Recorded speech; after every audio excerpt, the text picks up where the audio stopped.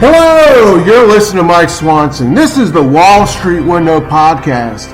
I got a special guest lined up for you today. I'm going to speak with David Skarica, who runs the website addictedtoprofits.net, about Tesla, about the stock market, and other financial topics. One quick break first, and then on to Dave. Go ahead, caller. Yeah, I'm interested in the truth about the JFK assassination. Right. Well, what do you want to know? Judy Baker's wild claim, Oswald girlfriend, she knew Ruby and Barry, cancer weapons. Really? I imagine I could claim I have 4 wheels. It doesn't make me a wagon, but okay. Oswald was on the kill team and trying to prevent the murder of John Kennedy. Come on now, has a real expert on the JFK assassination looked into her claims? Go to Amazon.com, enter Judith Baker in her own words. You'll get results for a digital copy of a book where Walt Brown utilizes her own words and the known evidence in the case to get at, well, a different perspective, let's say. You can get Judith Barry Baker in her own words from the author himself, signed if you request it, by contacting Dr. Brown at KIASJFK@AOL.com. It's a fun book, and it actually dissects the many, many fantastic claims. Judith Barry Baker in her own words. Thank you for all the great information.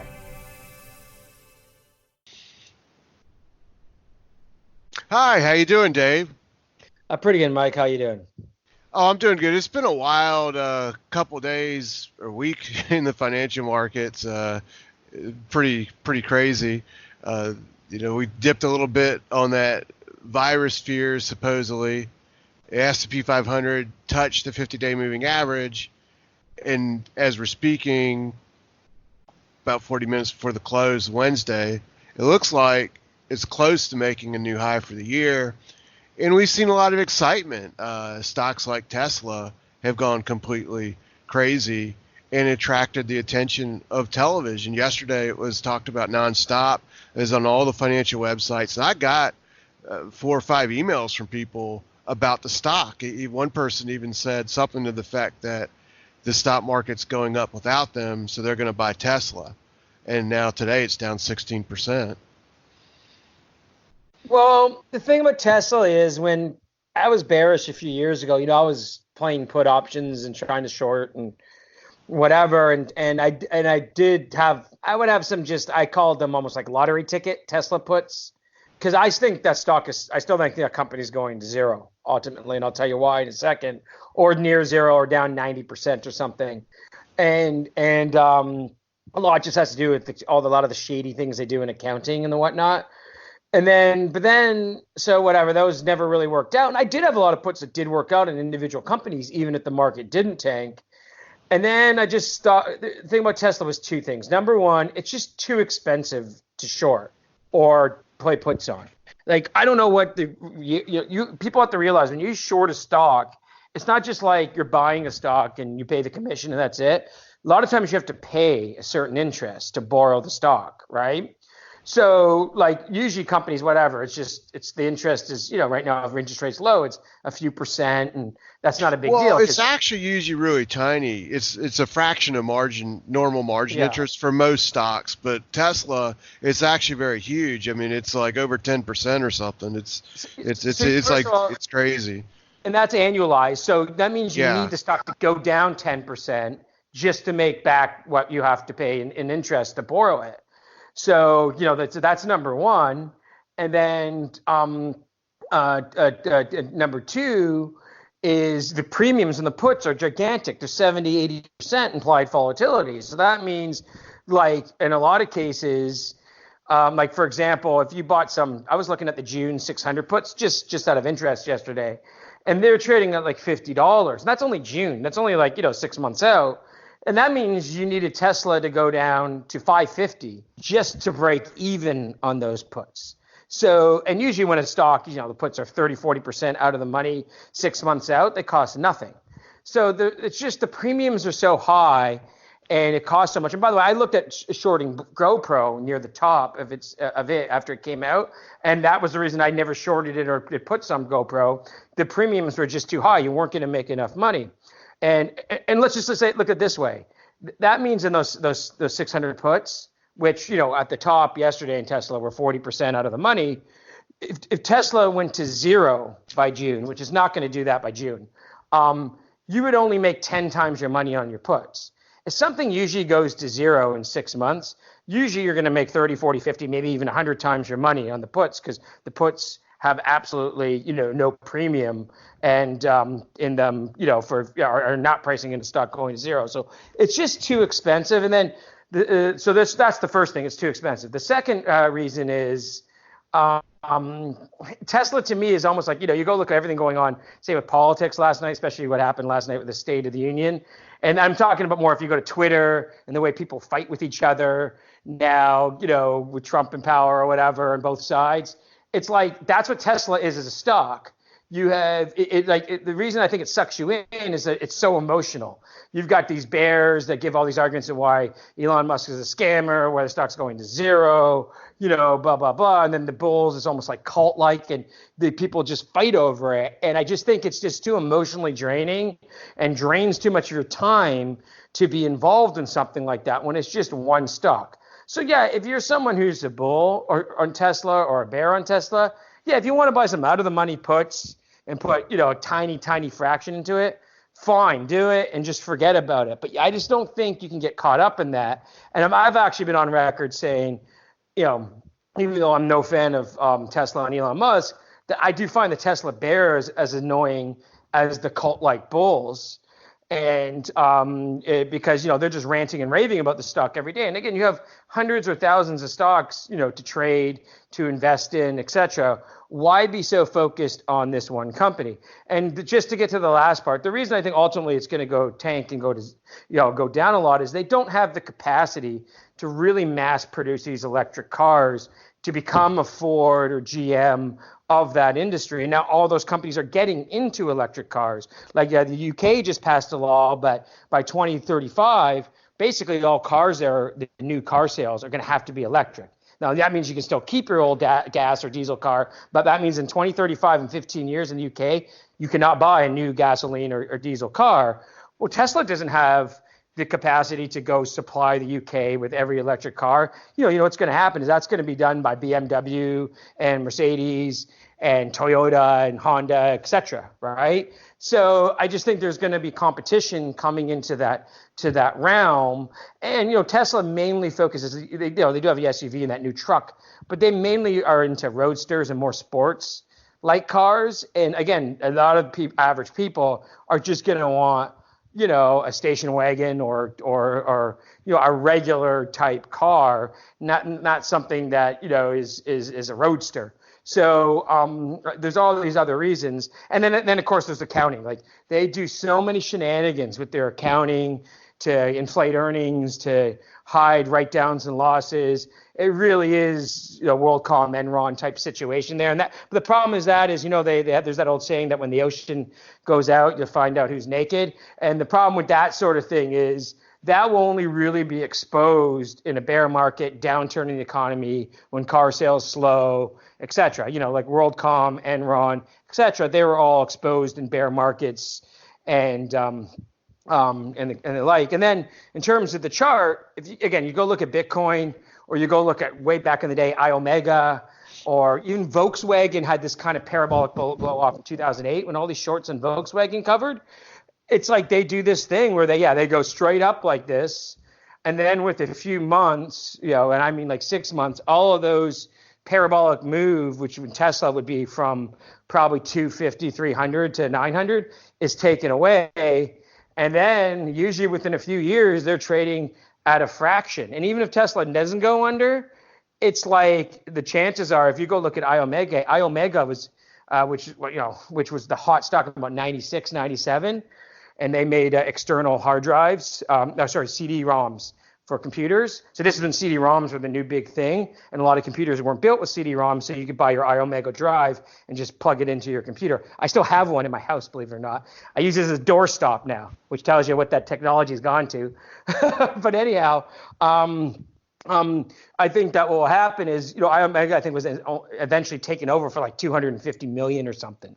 So Tesla, if it does stay alive, it's got to go back to a normal valuation of a car company. Now, you can say they're in batteries and these other businesses, sure, but it trading at the combined market cap of Fiat and more, actually, at the top of Fiat, GM and Ford is a little ridiculous. And I think it's just short covering. And this is, by the way, this is a warning. Don't get into one-sided trades, because it didn't matter how good of the argument was for Tesla, how much it was going to go to zero according to the bears. The fact of the matter was 30% of the short or the float was short, and those guys had to cover. I think it's down to like 17% now. So that means almost half the shorts covered. And that was the real reason it went up. Sure, some small investors got sucked in at the top. You saw that if you look at the Robinhood stats. But mostly it was short covering by guys who were just wrong about the trade. Well, for me, what's interesting is, memories of trade times of the past, and we've both been doing this now in this business for a very long time, over 20 years, and there were several internet stocks in 1999 that went up just like Tesla has gone up since October. Now, October, Tesla was $250 and it went above $950 yesterday. That's a incredible move up. And on Monday, an analyst came out when the stock had closed Friday at 650. So over the weekend, he came up with this thing he wrote, and he claimed that Tesla was going to go to 15,000. Now, if it went to 15,000, you mentioned Tesla has a market cap bigger than GM and Ford and a couple other automakers all put together. Well, if it went to 15,000, it would have a market cap bigger than any other company on the entire globe. Which is absurd. It would, in fact, be twice as big as the biggest company, which is Microsoft, in terms of market cap. Microsoft's market cap is under $1 trillion. It's like 950 billion. And this guy was claiming Tesla would go to 2 trillion. And back in the 90s, there was a stock, Qualcomm, in which some couple analysts would keep making these crazy price targets as the stock went up. And Qualcomm didn't go bankrupt, but it went from like $20 to $1,000 or something, and then down back to 80. And it's just the price action, the mania of it, and so forth. And here we are, the stock market did fine going into the end of the year last year, and even the first week or so, we had a little bit of a hiccup last week. But here we are, and this stock has gone nuts, showing that really the people in the market have no worries at this time in the U.S. stock market, at least. And I think this stock is an example of that. And just a quick note, it doesn't mean just because Tesla maybe it's now seen this parabolic blow off. We're seeing the market up a lot today as we're talking, and almost at new highs. It doesn't mean the stock market is at top today. Like again, No. if you look at Amazon, which was one of the leaders during the dot-com bubble, Amazon actually topped in actually I think December of 1999, and the Nasdaq didn't top to 4 months later. So it doesn't actually mean that the market has to top and the whatnot. And one thing I've talked about you off air, if you actually look at the action in the market now compared to 87, 29, what happened in those cases, actually there was a correction. In 87, the market went straight up in January, just like it did this year for basically the first 3 weeks of January. And then it kind of grinded higher until about late March, early April, and then saw a correction in April and May, and then blew off into the summer. So, I'm not predicting a crash. I'm not saying that's going to happen. That's something to watch. If the market just keeps kind of marching higher for a few months, sees a correction, and then a huge move into the summer, I think we are in the danger zone of one of these epic, maybe, crashes or a big decline happening, or who knows, maybe it just rallies into the end of the year or something like that. But I just think when you look at the action of something like Tesla, this is definitely the sign that we're entering these kind of final frothy days. And I've shown you charts of stuff like, if you go look at the long-term charts of stuff like Apple or TDG, which is an aerospace company, even Domino's, which is a pizza company. All these things look like the tech stocks did in 99, 2000. What's really interesting now, it's like pockets. It's like a stock. It's not like housing when all the home builders went parabolic in '05. It's not like .com when all them, or even uranium in 2006. It's just like these pocket stocks. Like certain stocks are almost like these hot stocks. Moody's is one. Another one is Lululemon, which is an apparel company. So some of them are in apparel, some of them are in financial, some of them are in tech. But you're just seeing that those stocks that are doing that are acting like tech stocks in 99, 2000. It's like it shocked me, and I'll be the first one to admit when I'm wrong, because usually you get that 99, 2000, you get a mass mania like that every couple generations. We had it in 29 and then 99, happens every 60, 70 years. Here we are only 20 years after the dot-com bust, and it's occurring today. And when you talk to people that own Apple or own some of these stocks, the FANGs and Tesla or whatnot, they have like no recollection of 08, 09. These are people that are a lot older than me. These are people, I'm 42. These are people in their 60s, So, well, maybe so they weren't in the market in a meaningful way back then. Well, I think actually one of the guys I'm talking about sold his apartment in New York and then reinvested some of that money in Apple and has done very well. And good for him. Actually, he'll always be up on that investment because he invested in Apple's at such a low price. Apple's not one of these stocks that's going to fall 90%. So anyhow,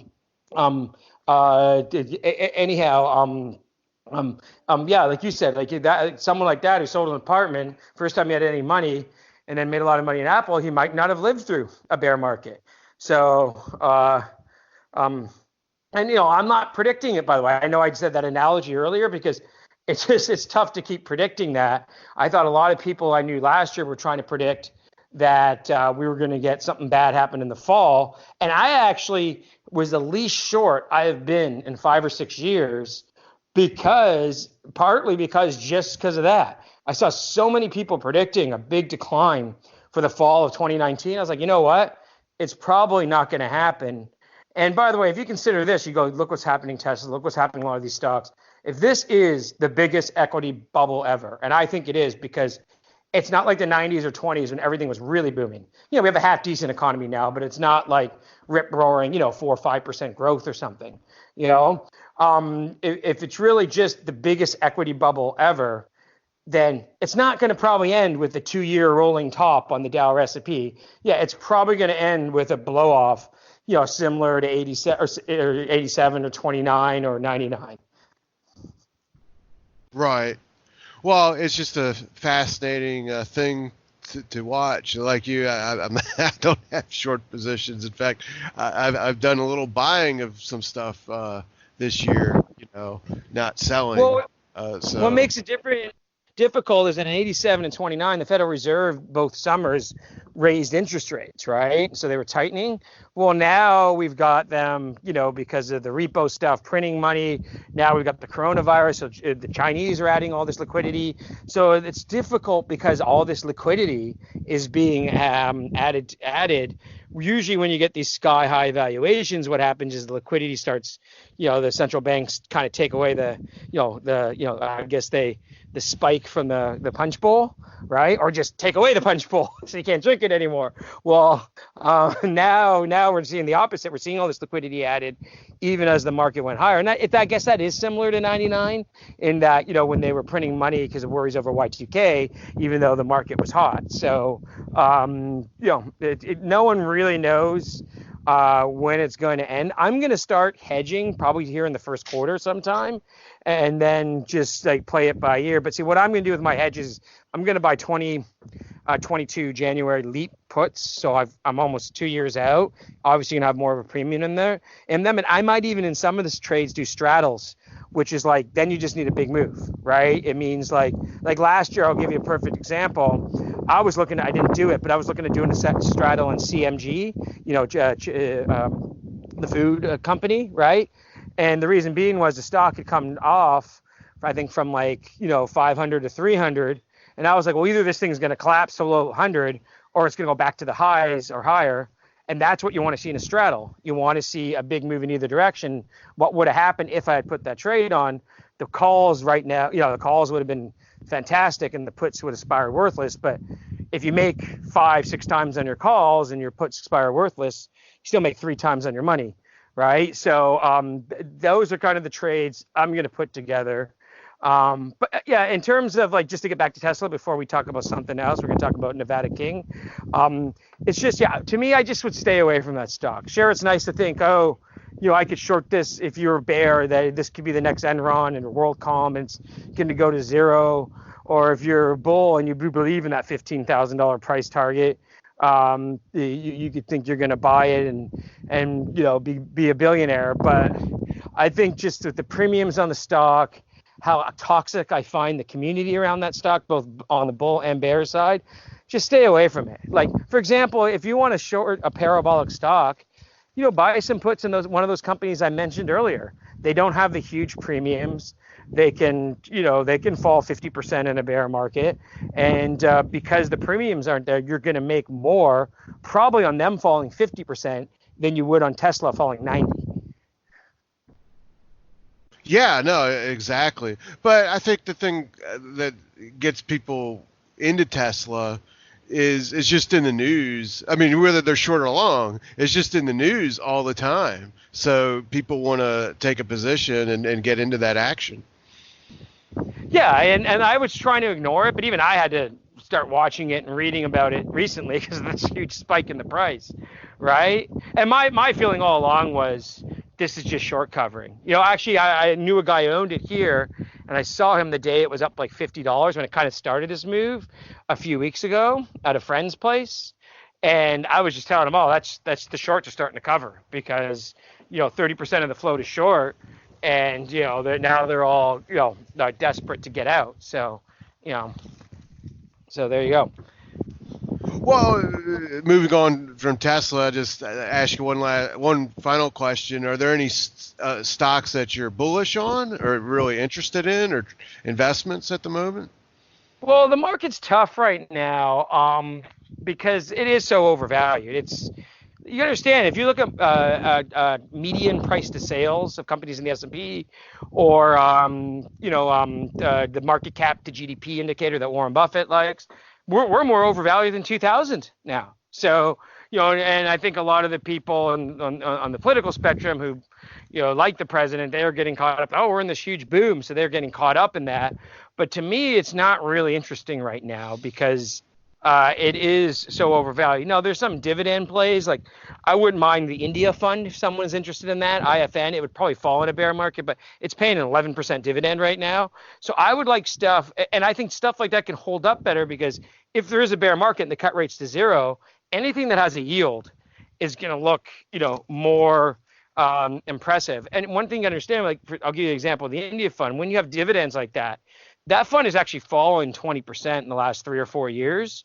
But let's just say you owned it the last 5 years and you're down 20%. You might say, well, that's with what the market's done. But you've made about, 60% in the dividend on that. So even though the fund's down 20, you've made 40, right? So that's about, roughly 8% a year. So that's pretty good. And that's another thing about these dividend stocks, that you're confident, by the way, they got to keep the dividend. That's another issue. But if you're in them, it means that, you're also going to cut into any potential losses because you're getting this stream of income. But I have to say, I'm, other than, we're getting into a lot of gold and precious metals deals, and I own a lot in that sector. It's had a little pullback here. Other than that, maybe some energy stuff, because energy now, actually, just so you know, as a weighting of the S&P, is now near an all-time low. So that means a lot of energy stocks are cheap. Other than stuff like that, I'm really hesitant, even though I do think in the next 10 years now, we just went through a 10-year period where emerging markets underperformed. I think they're going to start outperforming like they did in the 90s and 2000s again.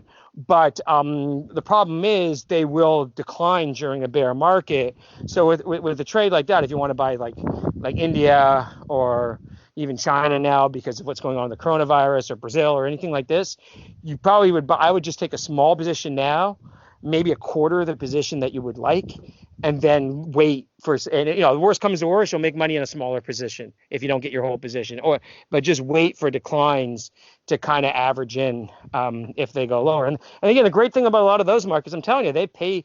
India and Brazil still have real interest rates. Their government bonds still yield 6, 7, 8%, which means that their companies still pay real dividends as well. Yeah, there's all kinds of opportunities out there if people look for them and participate in it. Well, thanks for taking the time to talk to me. We got one more thing to talk about. Oh, yeah. Yeah, this is just quickly. So, yeah, I did my own podcast on it today, too, that I'm going to post. But Mike and I are both own shares in this company called Nevada King, which is run by a friend of ours, Colin Cattell.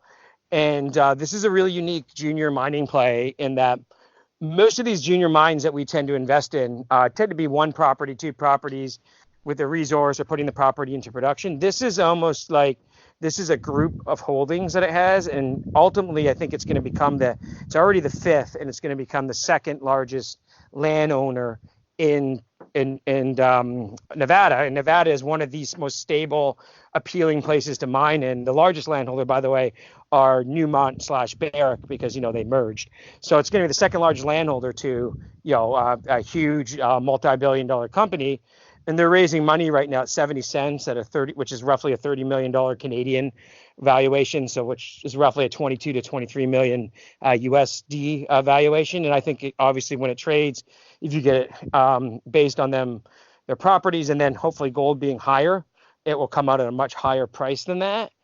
And so this is kind of unique because, again, most of the deals tend to be small. And I think this is something that potentially could go straight to the big board, or potentially, it'll go straight to the TSE or NASDAQ or NYSE or something like that. So and I don't get too many deals like this, especially pre-IPO and junior mining. Again, most of them tend to be small. So if people are interested in that, this is the best raise I've ever done. I've never raised this much money for a company, so people have really liked the deal. I think it's because it's big and it's simple, right? And unique.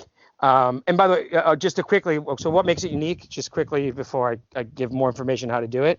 What makes it unique is this: when you have all these properties, what you can do is you become what's called a prospect generator. And that means you can essentially, for a certain amount of money, companies can come in and get an interest in the property. But the deal is usually they got to spend all the money, they've got to drill it, et cetera, et cetera. And that essentially means you have all of these properties, and a lot of these other companies are the ones actually spending the money. So that, and then you could also spin off a couple of the properties into their own companies. Having that huge amount of land means that when gold gets hot, maybe one of the big boys is interested in taking you over. So there's all kinds of opportunities with a company like this. So they're going to close the financing on February the 12th. And I said, if you're interested, either email Mike and he'll forward the email to me, or email me at addictedtoprofits@hotmail.com. And I'll get you the forms and get you in contact with the company. And as a disclosure, you do get a finder's fee, and I do get a finder's fee, and et cetera. That's really how I make my money now. The newsletter doesn't really do it anymore. So I do a lot of VC. So anyhow, if you're interested, like I said, Mike bought shares in it. I own shares in it. I actually helped them acquire one of their properties, so that's how much I like this deal. That I actually helped them get one of their properties called the Atlanta Mine, which was in a company called Meadow Bay, which I just acquired for $1 million. And let me just tell you, this is the advantage of again buying at the bottom of a cycle, as opposed to say buying Tesla here. This Atlanta Mine and the Meadow Bay company that owned it was worth $100 million Canadian at the top of the last mining market in 2011. So they acquired it for roughly $1 million. And you're talking that, like I said, the company right now is valued at 30. Well, just as one mine alone could potentially be worth 3 times, what the company's worth now. And that doesn't even include the rest of the properties. So I think there's a lot of opportunity with this. And it's probably, nothing's ever safe in mining, but in terms of a deal like this is, probably a little more diversified and safer than just owning, 1 or 2 property junior. Yeah, and what I'll do is I'll put a link to your blog post that has the deck, PDF information about the company too. And if they want to email you, it's addictedtoprofits at hotmail.com. That's addictedtoprofits at hotmail.com. Yep. And thanks for taking the time to talk to me and everyone else. Yeah, thanks, Mike.